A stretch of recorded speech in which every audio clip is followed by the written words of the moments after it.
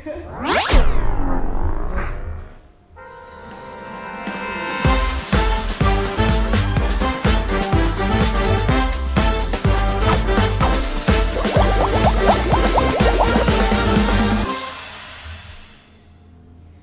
Pamekasan berakhlak mulia, unggul, terampil, dan berbudaya lingkungan. Assalamualaikum warahmatullahi wabarakatuh. Halo Sobat Manda, berjumpa dengan saya Najla Fatina Firjana di studio podcast Mandua Pamekasan. Nah, episode kali ini berbeda dengan episode sebelumnya karena kali ini kita akan berbincang-bincang santai bersama kedua penulis yang minggu kemarin sudah menerbitkan bukunya dan juga memenangkan perlombaan cipta tulis di tingkat nasional. Kita sapa dulu yuk tamu kita kali ini. Halo kakak. Halo.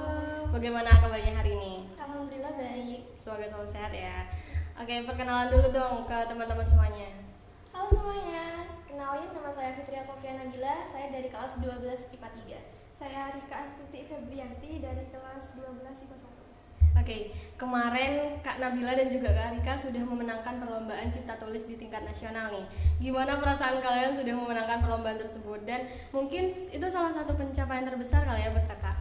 Yang pastinya seneng ya kan kak, terus juga gak nyangka aja, shock tiba-tiba di pengumuman itu ada nama kita gitu. Apalagi ini first time. Jadi first time ini Iya. bikin ikut lomba cipta tulis dan langsung menang. Iya. Wah, keren sih. Ikut lomba ini terus menang di tingkat nasional, keren banget sih. Ada kesulitan nggak sih kak ketika membuat buku itu? Kesulitan ada, kayak semisal dari pihak lombanya itu menentukan 5 halaman, maksimal 5 halaman untuk cerpennya. Terus kita taruh otak gimana ceritanya kita yang buat ini harus pas di 5 halaman, nggak boleh lebih gitu. Kalau kurang nggak apa-apa. Nggak apa-apa sebenarnya. Terus juga dari temanya juga kan ya, sudah ditentukan dari pihak penyelenggara. Terus kita masih pas tambah bingung judul yang pas tuh kira-kira apa ya yang bisa menarik gitu. Apalagi kan pembaca sekarang itu kalau mau baca buku lihat dulu dari judulnya.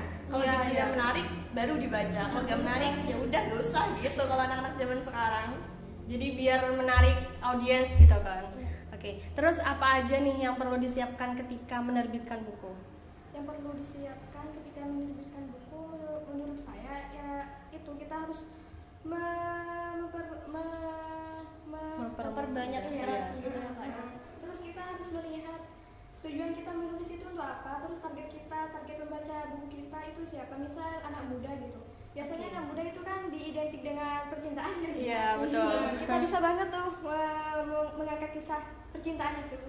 Jadi yang paling penting tuh harus banyak referensi. Iya.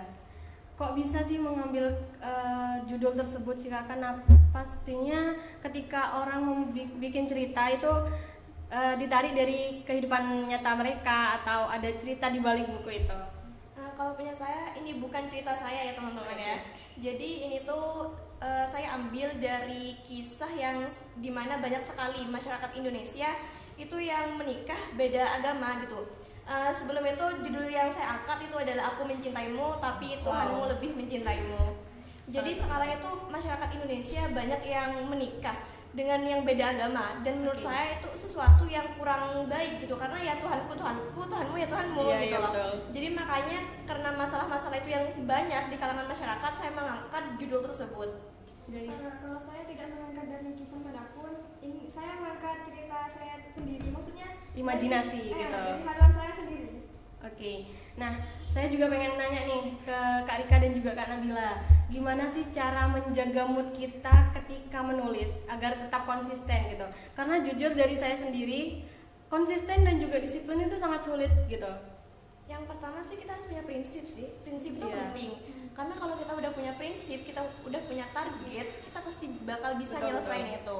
Kalau Dari Kak Kak Rika Rika di sini, sendiri. Kalau menurut saya, ya benar sih, saya setuju banget dengan pendapat Nabila. Kita harus punya prinsip, kita harus punya target karena kita Keinginan gitu, keinginan untuk misal cerita ini harus selesai besok ya kita harus semangat, maksudnya nggak boleh Mut-mutan gitu. Oke.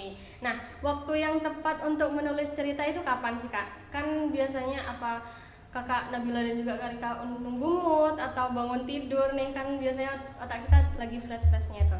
Kalau dari saya pribadi pas menulisnya itu saya sebelum nggak capek Kak pulang sekolah langsung itu? Enggak, justru saya kalau bangun tidur yang otak saya itu ngeblank. Oke. Kalau sebelum tidur kayak banyak ide yang muncul gitu. Terus saya biasanya kalau menulis cari tempat yang sunyi dan sepi karena harus membutuhkan konsentrasi untuk Iya, mencari betul. ide-ide.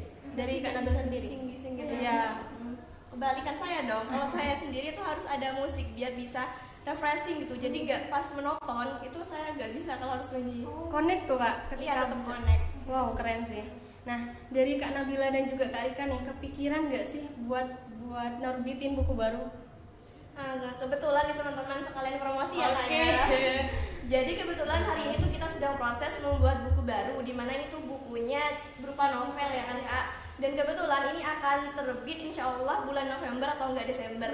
Jadi buat teman-teman semua, khususnya siswa-siswi Mandua Pamekasan, jangan lupa nantikan buku kami dan jangan lupa baca di perpustakaan Mandua Pamekasan. Ditunggu ya teman-teman terbitan buku novel dari Kak Nabila juga Kak Rika. Nah, kenapa kalian lebih memilih menulis daripada hal lain? Kan kalau anak zaman sekarang itu lebih memilih main, nongkrong gitu, main game gitu. Kenapa kok memilih menulis? Karena menulis itu merupakan suatu karya yang bisa abadi, bisa diingat sampai kapanpun. Iya, betul Jadi sih, walaupun betul. nanti kita udah gak ada ya Kak ya, karya kita tuh masih bisa diingat oleh semua orang Iya. gitu. Kalau nongkrong kan sesuatu yang Nggak kurang- bermanfaat. Iya. Iya.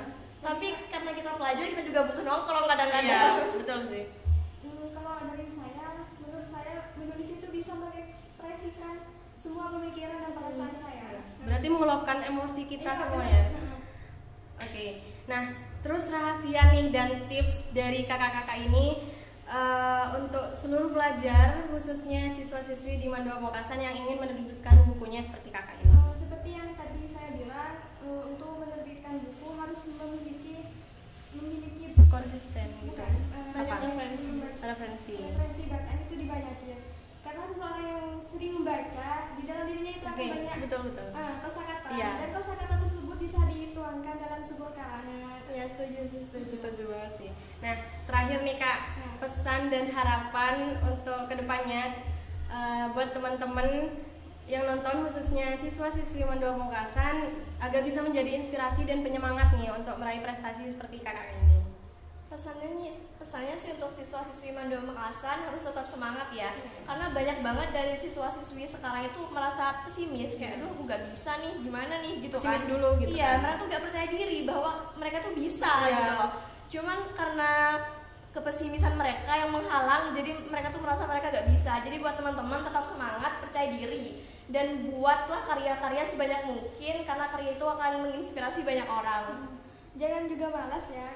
Selagi ada kesempatan, ayo dimulai dari sekarang. Iya, dari betul. sekarang gitu. Nah, mungkin itu saja podcast pada episode kali ini. Semoga dapat menginspirasi kita semua. Saya Najla Fatina Firjana, pamit undur diri. Wassalamualaikum warahmatullahi wabarakatuh.